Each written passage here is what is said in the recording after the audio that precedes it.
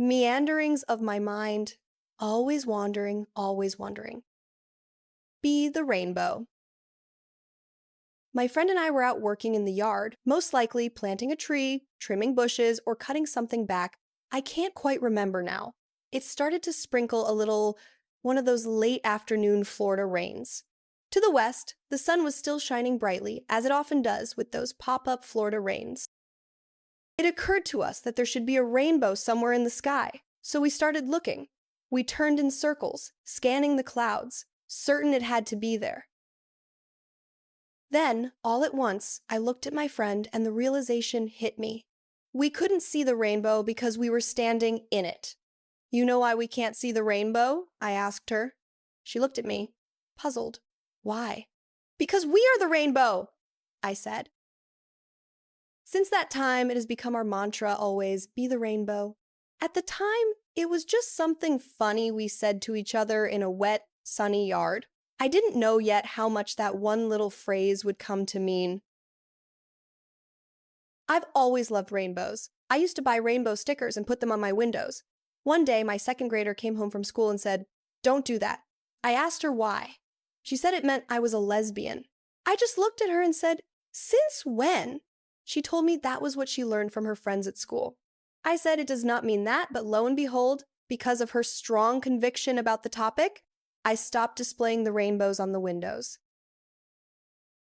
Recently, I had a yard sale, and among the things I set out was a windsock made of satin, 5 feet streamers, every color of the rainbow, dancing in the breeze on my front porch. Later that day, a neighbor walked up to me and said, "I didn't know you were family," meaning she assumed I was gay because of the windsock. When I didn't react, she quickly added, "I am too." It was a kind moment, really, but it struck me deep inside that a length of colorful satin hanging in the wind could carry that much assumption and meaning.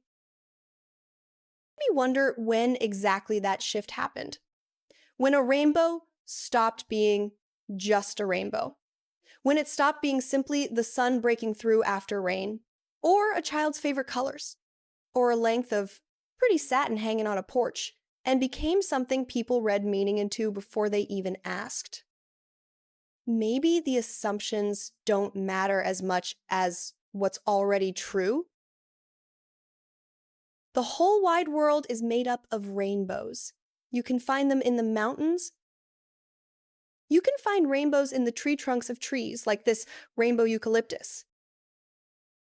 Also in the many varieties of the foods we eat. And there is a rainbow in each and every one of us. Every color is already in you, all at once, all the time. The quiet blues, the fierce reds, the shy ones and the bold ones, the colors you've tucked away because you thought they were too much or not enough. None of them were placed in you by accident. You don't have to pick.